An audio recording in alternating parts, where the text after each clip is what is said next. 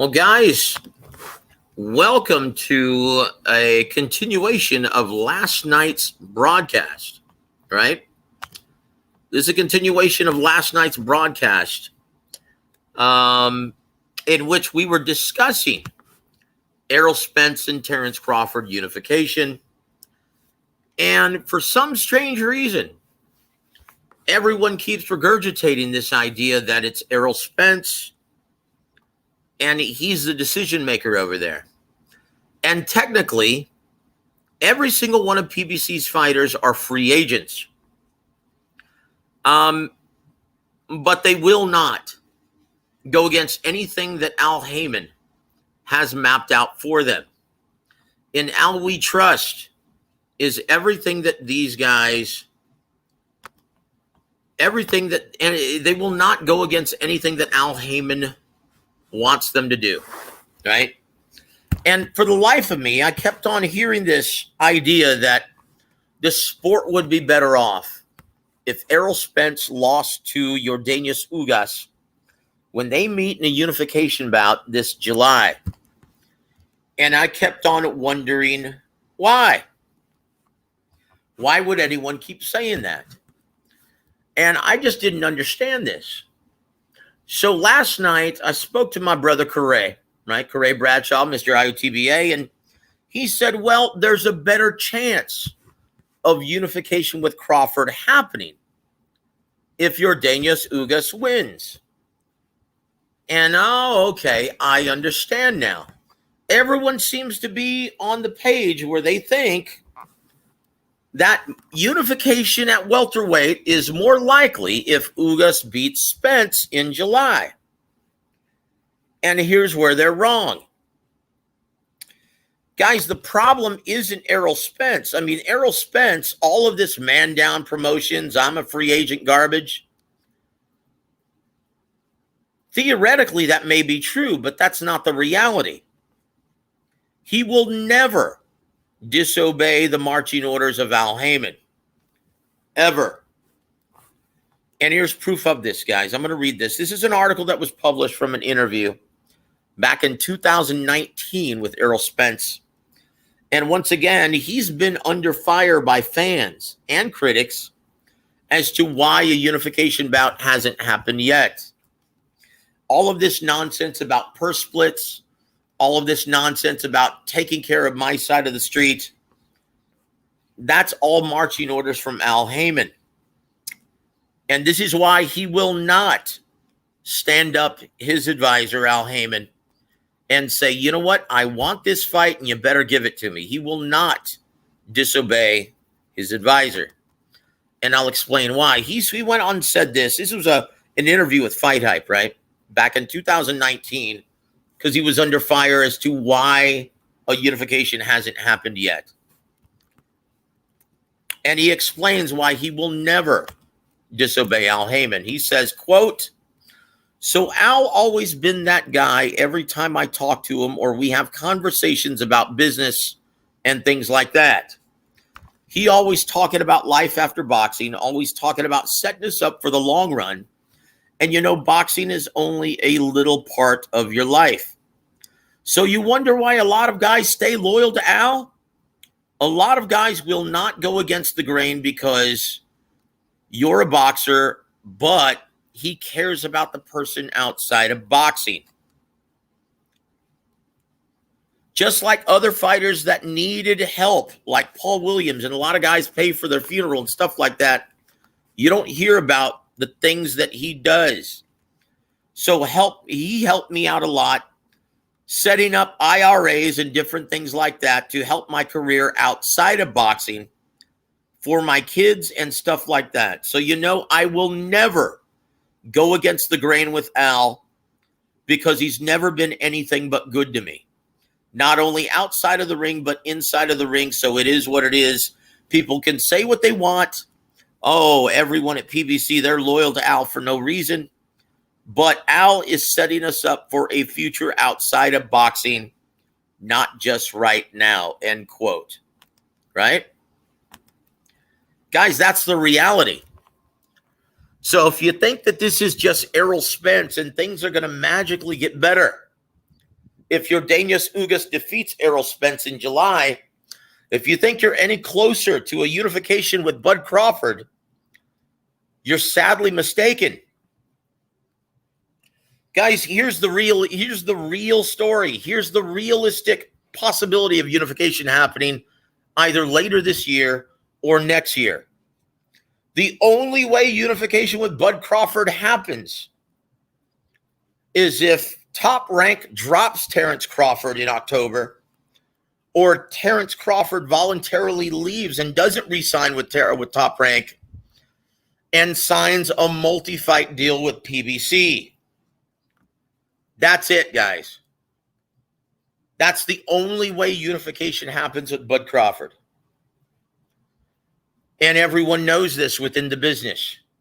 Everybody knows this. There's too much risk for Al Haymon if he does a cross promotion with no options on Terrence Crawford's future fights.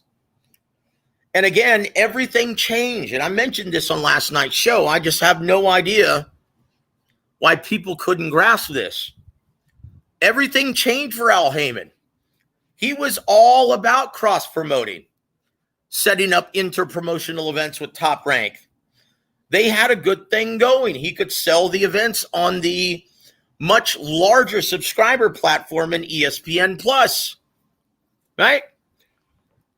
In fact, when Haymon was negotiating a 2-fight deal with Top Rank and Tyson Fury, Bob Arum was also interested in negotiating a fight deal between Errol Spence Jr. and Terrence Crawford. Haymon told Bob Arum, well, let's see what happens here, and we'll revisit that idea after this second fight plays out. Well, obviously, it went all wrong for Al Haymon. Not only did he lose his top earner in Deontay Wilder, he hasn't been in the ring since February of 2020. He lost his top earner and a piece of the heavyweight pie with no options on Tyson Fury's future fights. Right? So after that, Bob Arum reached out to him and said, hey, are you still interested in Errol Spence versus Bud Crawford in 2020 or 2021? Well, his response was, I'll have to get back to you on that. Evidence has shown he is not interested in any kind of cross-promotional effort regarding any one of his biggest earners. Just look at Gervonta Davis as an example, right? Gervonta Davis, he's a natural 30 and 35 pounder. But look at all of the big names and the biggest talent and the title holders at 30. They're all working or fighting under the Top Rank promotional banner. Oscar Valdez, Jermell Herring, Shakur Stevenson, all the best fighters at 130 are with Top Rank, right?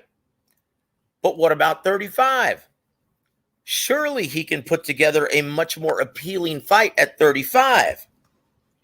Ryan Garcia, Teofimo Lopez, Devin Haney. No, those would all be cross-promotional efforts, right? So what does he do?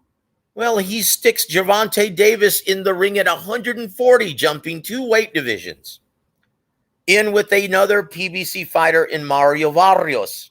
And why?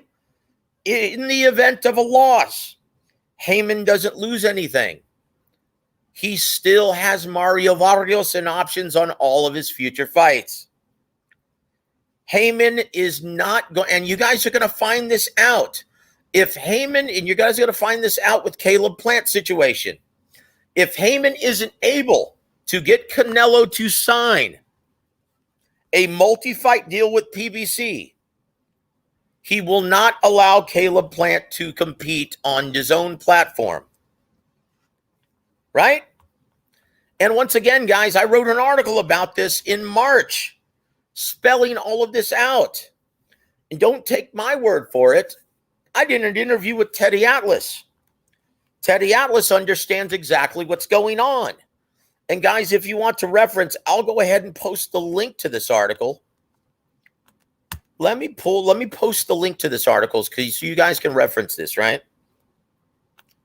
I'm going to post this right to the comments so you can pull it up.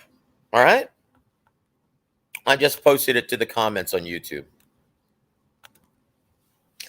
So pull up that article, guys. And once again, Teddy Atlas, we asked him, well, do you think Spence versus Crawford is going to happen? And he said, you're never going to get Spence versus Crawford. And I'm quoting Teddy now, right? Quote, you're never going to get Spence versus Crawford. And when asked why, he said it's the greedy promoters, that's why. The greedy promoters want to have options, and they want to control their fighters. They don't want to take a chance that their guy's going to lose. They want to keep their deal with the network. And part of the deal with their network is that they have guys like Errol Spence. And they don't want their guy to lose because that's why they keep getting paid by the network. It's contingent on them having those stars. He further went on to say this, quote, promoters don't care about the fans. They don't care about you or what you think. They'll put a good fight on when it comes down the pipe, but going out there and putting on the best fights consistently, ones that are going to make the sport better and healthier, ones that are going to make it more like the UFC, no, they will not do that. The UFC can do it because they have one guy running it, and he cares about the health of the sport because it's to his benefit.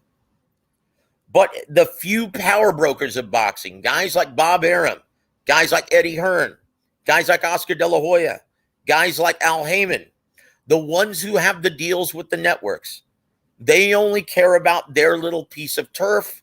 That's all they care about. They could give two craps about the rest of the property that belongs to boxing. They only care about their property and keeping it healthy. End quote. That's the sad reality, guys, of boxing. The fighters are pawns. Now, technically, when you look at someone like technically a fighter, right? Because very few fighters have exclusive network deals, right? They just have deals with the promoters, and the promoters have the deals with the networks. Technically, a fighter can come and go as they please. And look at Teofimo Lopez as an example, right? Top Rank has no problem with them competing on a different platform that appeals to a more mainstream demographic like Triller, right? They're hoping that they pick up more mainstream and casual fans as a result. And guys like Bob Arum, you look at his Hall of Fame career, he has no problem working with any other promoter in boxing, currently having deals with Frank Warren, currently in the process of brokering a deal for the biggest heavyweight fight in the sport, working with Matchroom Sport and trying to make Joshua versus Fury.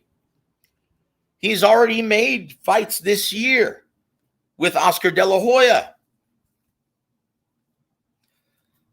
He's shown throughout his history that he has no problem, as long as it makes sense and as long as it makes everyone money, he has no problem working with other promoters. Neither does Matchroom Sport. Neither does Frank Warren. Neither does Oscar De La Hoya. But Al Heyman has become, and it's evidenced, has become the biggest obstructionist in boxing. So if you think Yordenis Ugas winning in July is going to bring us any closer to a Crawford unification, you're not living in reality. Okay, let's just For example, let's see how this plays out, right, guys? Let's say Ugas actually pulls off the upset and beats Errol Spence in July. What do you think is going to happen after that? Do you think we're magically going to get a unification with Crawford or any closer to it? No. We'll get an immediate rematch between Errol Spence and Yordenis Ugas. Okay, and what if Errol Spence wins the second fight? Then we'll get a rubber match between Ugas and Spence and not get any closer to unification with Terence Crawford. Let's say Ugas wins the second fight. Are we going to get any closer to unification with Crawford? No. Then we would get, if Crawford stays with Top Rank, we would get a rematch with Shawn Porter and Yordenis Ugas, trying to avenge that loss. Look, this is all contingent. A unification between Crawford and any PBC fighter is solely contingent on Crawford leaving Top Rank. I assure you, the only way he fights a PBC fighter in a unification bout, whether it's Spence or Ugas, is contingent on him leaving Top Rank and signing a multi-fight deal with Al Haymon. That's the reality, guys. That's the reality.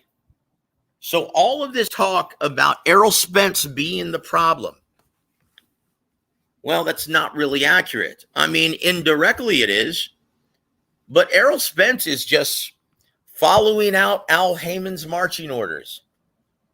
PBC fighters, they live by the credo, "In Al we trust," and that's the reality, guys. And once again, Al's the one with the relationship with Fox. He's the one with the relationship with Showtime. Why do you think we haven't seen Jermall Charlo compete on DAZN? Because it would really piss off Al Haymon and Steven Espinosa. Al Haymon doesn't want to piss off the guys who write the checks and fund these fights. If Jermall Charlo were to compete against Demetrius Andrade on DAZN, what do you think Steven Espinosa would say? Hey, wait a minute, Al. We've invested millions in this kid. He's one of the biggest stars that we have featured on Showtime. We're not in the business of paying millions of dollars to further this kid's career just to see him compete on DAZN. What are you doing?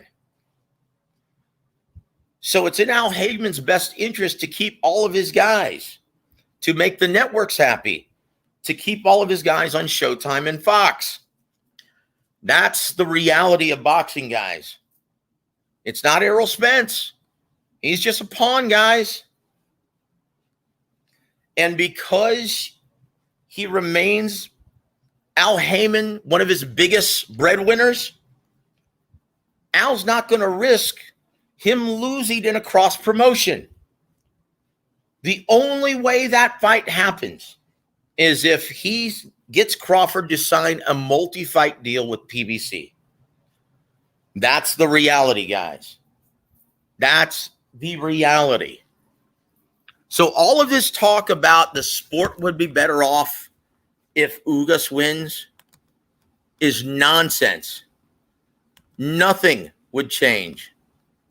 Nothing would change, guys. Ugas is loyal to Al Haymon. Think about this, guys. Ugas will do whatever Al Haymon asks him to do because Al Haymon is responsible for making Ugas a world champion. Because if you remember, Ugas didn't beat anybody to become a world champion. He won the regular title by beating Abel Ramos because of Al's relationship with Gilberto Mendoza of the WBA. He got them to make Manny Pacquiao a champion in recess because of inactivity, and they merely elevated Ugas to world championship status. So do you really think after making him and elevating him to be the super WBA champion at 147. Do you really think he's going to go against the wishes and the marching orders of Al Heyman? Guys, that's not going to happen. He's going to do whatever Al wants him to do, and that's the way these PBC fighters operate. That's the sad reality, guys. That's the real reason. That is the real reason why this unification hasn't happened yet and won't happen unless Crawford leaves Top Rank and signs a multi-fight deal with PBC. Hey there, Truth Son. Thank you for joining us, my brother. And he says he's destroying boxing's foundation for quick money, selling watered-down fights. Okay, he is. Well, you know what the solution for that is, right? Truth Son, don't purchase any of these events. Okay, somewhere along the way, fighters and promoters forgot the basic rule of boxing, Business 101, right?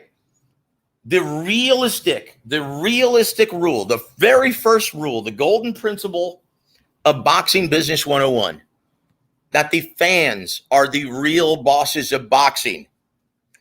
The fans are the real bosses of boxing. So guess what? If you don't like the product that they're giving you, don't pay for it. Don't pay for it. I love this. You know what, brother? And once again, it sucks. And I usually don't condone illegal streaming. But if you don't like the product, illegally stream the crap out of it, brother. All right? That's the only way that they'll listen and that you'll get their attention if you don't financially support the product. But that's, again, now we go to what I was talking about last night on last night's show. That's the biggest problem that the business of boxing faces right now. It's not the best, not fighting the best, guys. It's piracy. Piracy is the biggest issue that business of boxing faces at this time.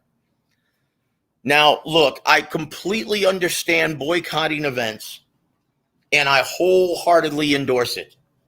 Boycott the hell out of these events if you don't like it and if you didn't ask for that matchup. Don't pay for it, right?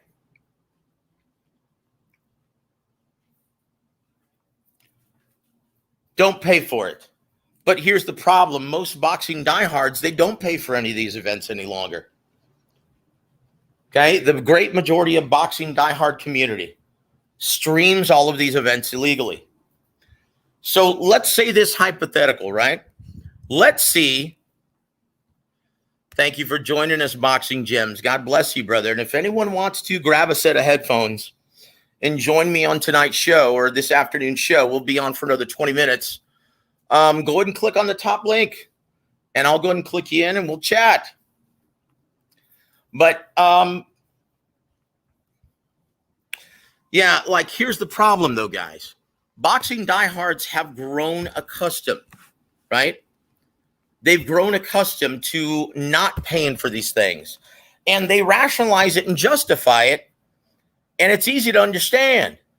For decades, promoters and networks have been forcing the diehard fans of the sport to pay for every single major event, gouging us anytime they can, right? So what do you think is going to happen if they finally do give us the matchups that we've been asking for, right?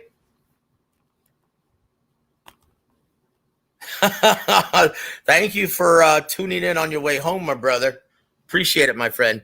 But what do you think boxing diehards are going to do if they finally are given a matchup that they really want to see? Like, let me ask you something. Do you really think boxing diehards are going to, after getting used to illegally streaming all these events for free?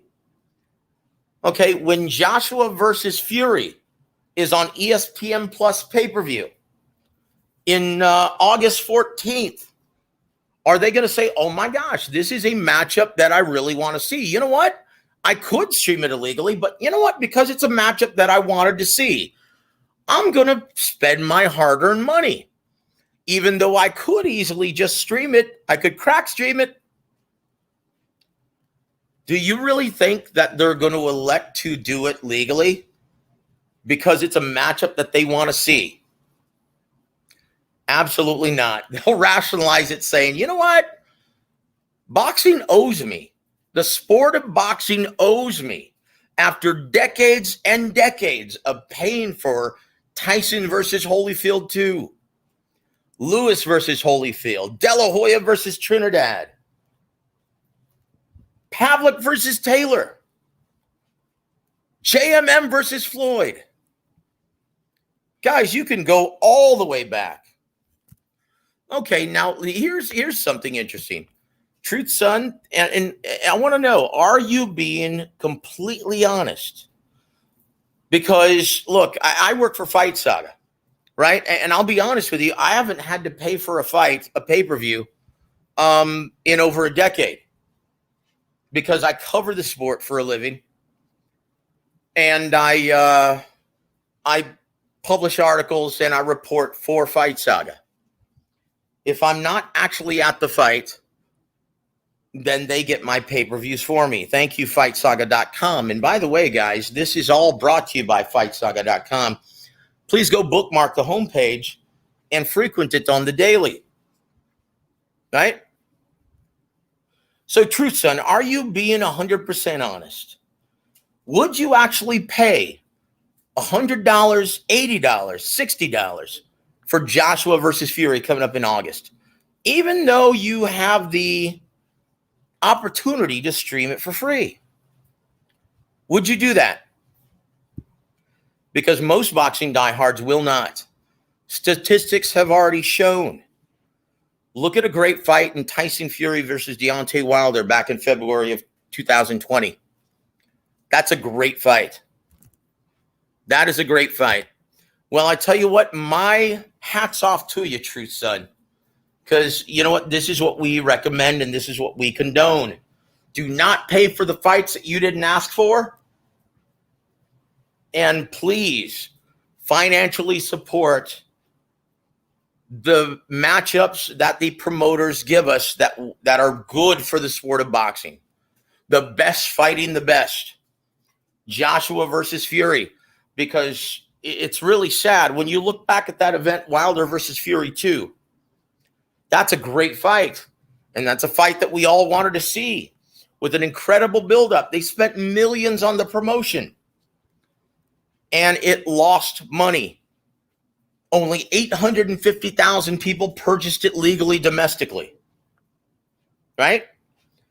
Guess how many streamed it illegally worldwide? 15 million. So guys, if you're wondering why the best aren't consistently fighting the best, that's why. Until these fighters start actually working with the promoters and taking less big money guarantees, you're gonna consistently see them fight around it. Why do you think, guys, Joshua versus Fury is solely contingent on that huge site fee? Why do you think that fight happening is solely contingent on them getting that huge Saudi site fee? Because otherwise they don't have any confidence that fight fans are going to pay for it. The only reason why they are going to be fighting is because of the huge site fee. Otherwise, this is a huge flop financially in the U.S. Because Anthony Joshua and Tyson Fury aren't exactly household names in America. They're not huge draws in America. How well do you think that pay-per-view does in America? Guys,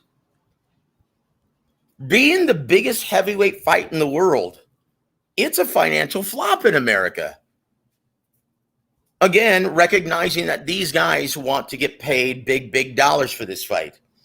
So the only way this fight happens, guys, is that absurd site fee from the Saudis in which they're getting $150 million. Why do you think it's taken so long? That's the only way this fight happens, guys. I'm telling you, piracy is the biggest problem that boxing faces right now, and that's what's keeping the best from fighting the best. How well do you think it's going to go over if promoters and networks actually ask these fighters to take pay cuts? If you're a prize fighter, are you going to be cool with taking a pay cut and still taking that kind of damage in the ring? Boy, it never goes well whenever you ask a fighter to take a pay cut after he's grown accustomed to making millions of dollars in the ring.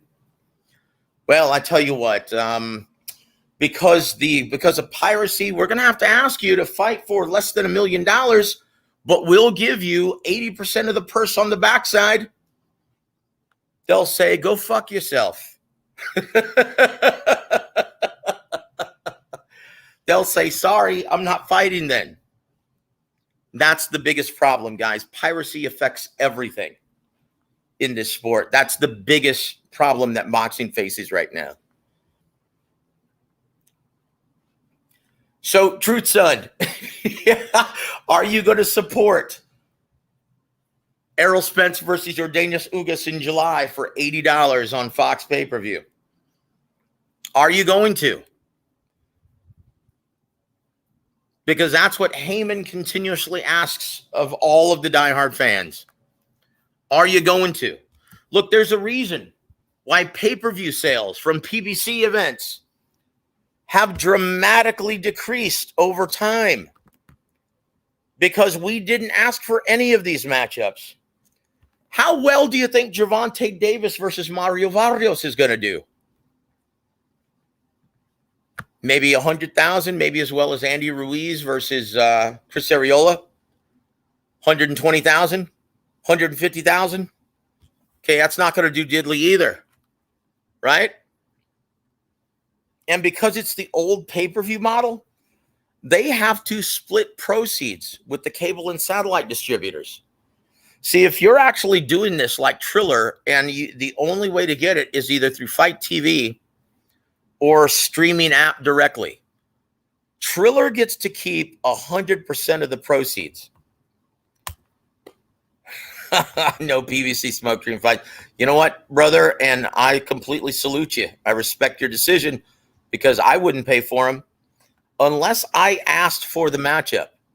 Unless fans, the real bosses of boxing, demand these matchups. Do not pay for them. That's the only way that they're going to receive that message, is if the real bosses of boxing fail to financially support these events. But in turn, you have to financially support the events if they finally give you what we've been requesting. That's the caveat, right? You have to. Unfortunately, most boxing diehards are going to refuse.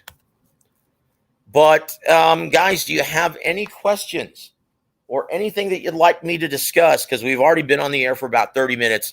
Is there anything that you'd like me to talk about? Or if there's anything that you'd like to address before I actually bid everyone adieu and have a wonderful evening with my girl? It's Friday night, guys. And guys, everyone be safe, because COVID, even if you've been vaccinated, guys, is still a problem, right? And it's no guarantee that you're not going to get it, right? So everyone use good judgment. Still practice safe distancing, even if you have been vaccinated. And strongly encourage everyone to get vaccinated, guys. Be safe. Yeah, that's the only reason why I didn't cover this fight this past Saturday in Dallas, because I was asked to go cover it. I didn't go because it was in front of 73,000 people. And, hold on. Let's see this. Thank you, Boxing Gems. God bless you, brother. And guys, anyone who's listening, go check out Boxing Gems, excellent videos on their channel on YouTube. Boxing Gems always puts up quality work and always does great strategic breakdowns on our favorite fighters and our favorite style matchups. So guys, if you haven't already done it, go subscribe to Boxing Gems channel. Excellent, excellent content, my friend. God bless you, brother. Keep on cranking it out, and thank you so much for tuning in. So here it is, thoughts on Billy Joe quitting. Okay, well, guys, it's the culture that's changed, right? Anyone who grew up a fan, right, of the 70s, the 80s, like I did, the 90s, even the early part of the century, right? It was always fighters never quit on their stool. Guys, that's what made Roberto Duran quitting No Mas such an anomaly. That was such a huge story. And why? Because it never happened. It never happened in the past. You did not quit. You went out on your shield. It was a disgrace to quit on your stool, guys. It never happened. It wasn't until Kostya decided to quit at the end of that fight against Ricky Hatton that culture started to change. Vitaly Klitschko quitting against Chris Bird and losing the title in the corner. We started to see it more frequently. And now it's become downright accepted. And it's watered down the product.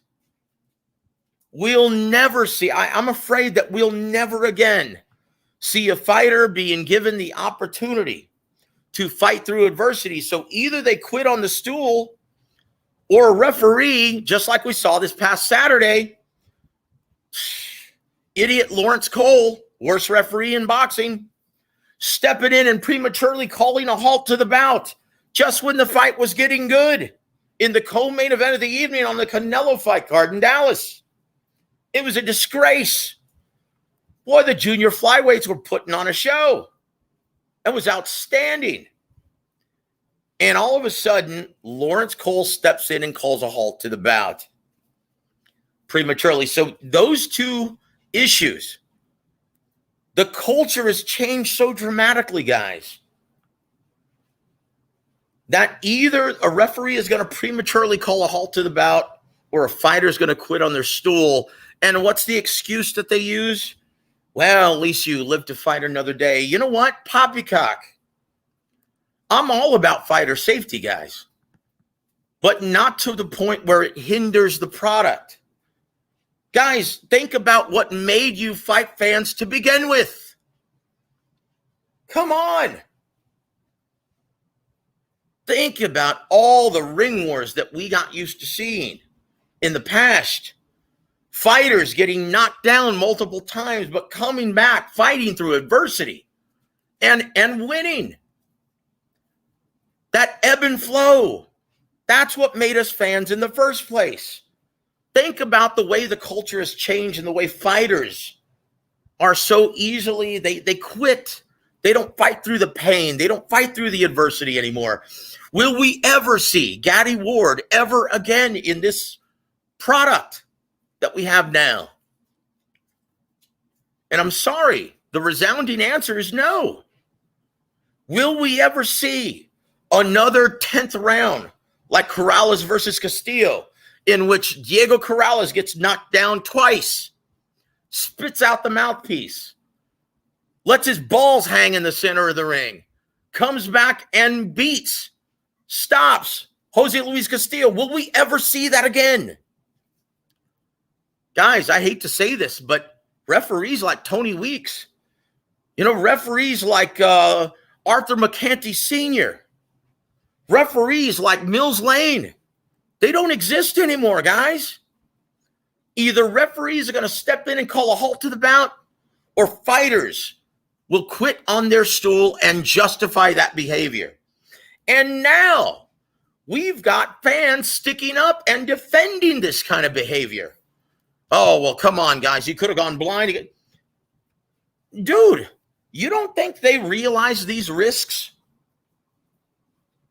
when they become fighters? It used to be a thing of pride. Oh, man, you don't quit for anything. Man, I will let my heart spill out onto the canvas before I ever quit. It used to be an embarrassment for a fighter to quit. But, dude, look at the last card that we saw, Canelo versus Saunders. In the pay-per-view portion of the fight on DAZN, we had two fighters quit on two separate occasions. Nagy Aguilera quit against Frank Sanchez. Billy Joe Saunders quit against Canelo Alvarez. I'm sorry, guys, but this is the real reason why mainstream and casual fans have lost interest in the sport of boxing. To them, they don't understand the nuances of the sweet science like we do. They don't.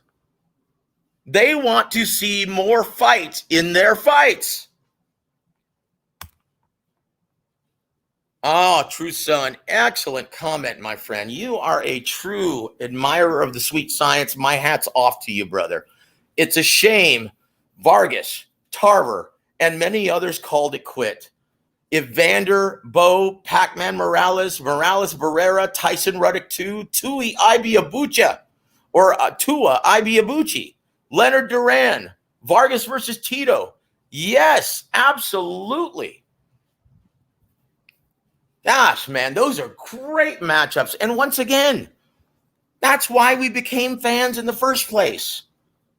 Will mainstream and casual audiences ever see those kind of epic wars ever again? Guys, why do you think Chocolatito versus Estrada 2 earlier this year was such a memorable fight? Because it was a throwback, guys. They don't happen anymore. Okay, guys, look, this Saturday night, everyone tune into Showtime. And look, guys, Showtime has invested a lot of money in their summer schedule. So if you haven't subscribed to Showtime, please show Steven Espinosa your appreciation and subscribe during the summer. You don't have to do it all year, but subscribe during the summer. Pay for these events. Don't stream these ones illegally, because this Saturday night, this is a potential Fight of the Year candidate between two badasses at 122 and Brandon Figueroa competing for his first major world title against Luis Neri, the defending WBC super bantamweight champion. Right? Let's see how this plays out. Let's test our theory, right? That either the referee is going to step in and prematurely stop it, or one fighter is going to quit on their stool. Let's see what happens. Tune in, guys, because this style matchup is like peanut butter and jelly. The irresistible force against the immovable object. This is going to be a great fight in which both guys can crack for the 122-pound division, and both guys like to block punches with their face.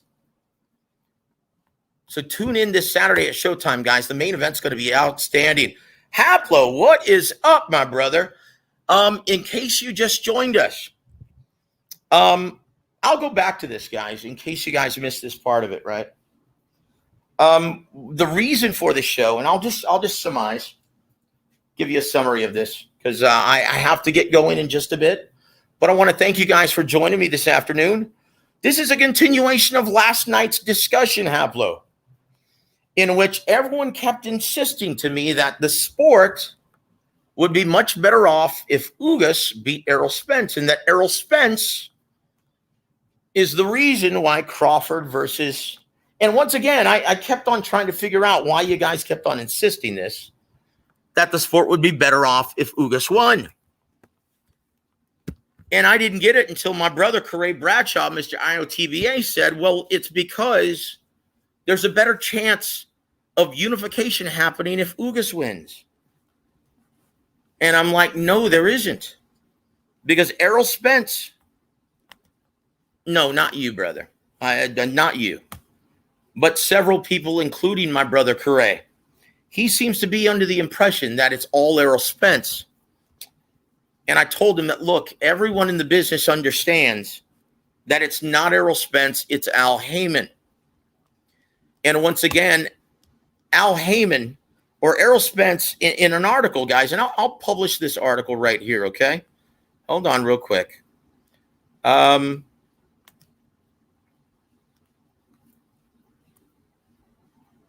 Let me publish this article from Bad Left Hook, okay?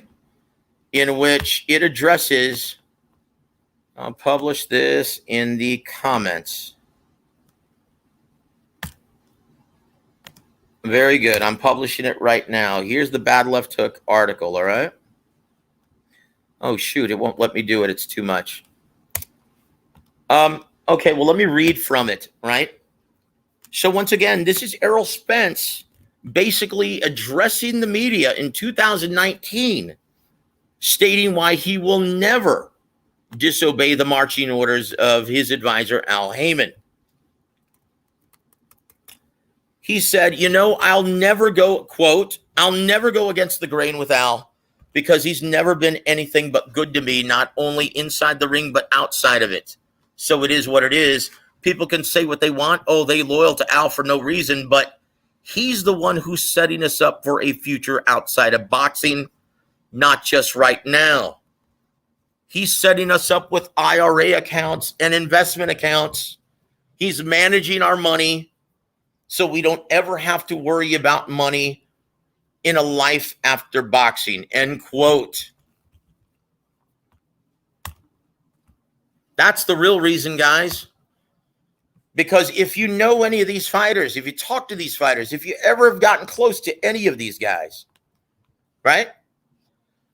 They don't fear anyone. In fact, they truly believe in their heart of hearts that they can beat anyone in the division on any given evening, especially someone who's undefeated and who's as accomplished as Errol Spence. If you ask him, he believes that he dominates Terrence Crawford because of his intelligent jab and his ability to work on the inside. And I know this because I've asked him, as well as his trainer, Derek James. If you ask Terrence Crawford, he thinks he stops Errol Spence. Both guys think in their hearts, no, they don't just think, they know that they're going to defeat both guys respectively, right? It's not the fighters. Now, I know it seems like a hypocrisy because all of this talk about, oh, man down promotions, oh, I'm my own free agent. Well, that's not the reality, guys. Haymon will not do a cross-promotional effort anytime soon because of what happened with Deontay Wilder, Tyson Fury 2. He lost everything. So to make a long story short, because I've already discussed this in the first part of the show, the only way unification happens either with Ugas or Spence is if Terrence Crawford either gets dropped by Bob Arum, Top Rank, which in my opinion is going to happen in October. If Bob can't make the fights, either with Spence or with Pacquiao for Terrence Crawford, he's going to say, sorry, buddy, I can't justify that hefty $4 million guarantee I give you for every fight. So we're just not going to resign you, Terrence. No hard feelings. Business is business. And they're going to drop him. So the only way unification happens is if Crawford leaves Top Rank and signs a multi-fight deal with Al Haymon, even if he becomes a free agent. Unless he wants to sign a multi-fight deal with Haymon, he's not getting the unification. Either with Spence, with Ugas, with Thurman, with Porter, with any of the PBC welterweights. Okay, so Errol Spence Jr. is just a pawn here, guys. This is all contingent on the bidding of Al Haymon, right? So if you guys want to see unification, You better hope that Terrence Crawford doesn't resign with Top Rank, or Top Rank drops him and he signs a multi-fight deal just like Pacquiao did. If he signs a multi-fight deal with Al Haymon, that's the only way he gets it. And once again, that's how Al Haymon operates. Several fighters have told me, like Paulie Malignaggi, this is what Al Haymon says. Hey, you know what? I have a lot of respect for what you do. I've always been a big fan, but I can't guarantee that you'll get a fight with Errol Spence, but I can guarantee that you will never get a fight with Errol Spence unless you sign an advisory deal with Al Haymon and PBC Promotions. I've heard from multiple fighters that used to work with PBC. That's what he does, and that's how he operates. Once again, I'll repeat it. I can't guarantee, and he did the same thing to Pacquiao, because Pacquiao, the only reason why he signed an advisory deal with PBC and Al Haymon is because he wanted the rematch with Floyd Mayweather Jr. Well, when he asked and he met with Al Haymon, he said this to Pacquiao, and this was told to me by Sean Gibbons, right? He said, I can't guarantee you that I can get Floyd out of retirement. I can't guarantee you that I can get you that fight, but I can guarantee that you have no chance at all of ever getting that fight unless you sign a multi-fight advisory deal with PBC. That's the way he operates, guys. He wants everything in-house. And once again, it's a tactic that every promoter has used since the mob used to run boxing back in the 40s and the 50s. It's a tactic that they came up with to monopolize all of the title holders, guys. This is nothing new to boxing. And every promotional company has used it, including Top Rank, Matchroom Sport, Don King, Golden Boy Promotions. Richard Schaefer used to do it all the time. Main events, they all have done it. So again, Al Haymon is just playing the game. The rules that the mob came up with back in the 40s and 50s. And once again, everyone seems to think that the mob, that they would fix fights, that they would kidnap the prize fighter's girlfriend and hold him hostage. Guys, that's only in Hollywood. They understood that if you paid off judges, if you paid off fighters to take dives, if you tried to rig the fight, people would lose interest. It's just like how they ran the casinos in Vegas. The only thing you can do is stack the odds in your favor. If you try to rig the game, fans will eventually lose interest and stop paying for it. So the mob, they just tried to stack the odds in their favor, just like they ran the casinos in Vegas. They didn't rig the games. They just stacked the odds in their favor. And so what they did was came up with policies and tactics to try and monopolize all of the champions. Hey, you know what? You're not going to get a fight with my champion. You're not going to get a title fight unless you give me options on your next 3 or 4 fights. And that's how it started. Tactics that promoters still use to this day, guys. So it's hard to blame Al Haymon and fault him because every promoter does it. But guys, that's the real reason why unification hasn't happened yet. It's not Errol Spence Jr. And even if he loses, unless Terrence Crawford leaves Top Rank, we won't get any closer to having that much into highly anticipated unification. All right? So guys, I hope that helps. Thank you guys so much for tuning in. Please leave your comments below. And if you missed any part of the show, please subscribe to Warweek Radio, and you can listen to it anytime you want. We're going to go live before Brandon Figueroa versus Luis Neri tomorrow evening, guys. So thank you so much for tuning in. I hope you guys enjoyed everything. Hope you guys got something out of it. But, guys, leave comments below, and thank you so much for tuning in. Everyone have a very safe and wonderful weekend. God bless all of you, and thank you so much for listening.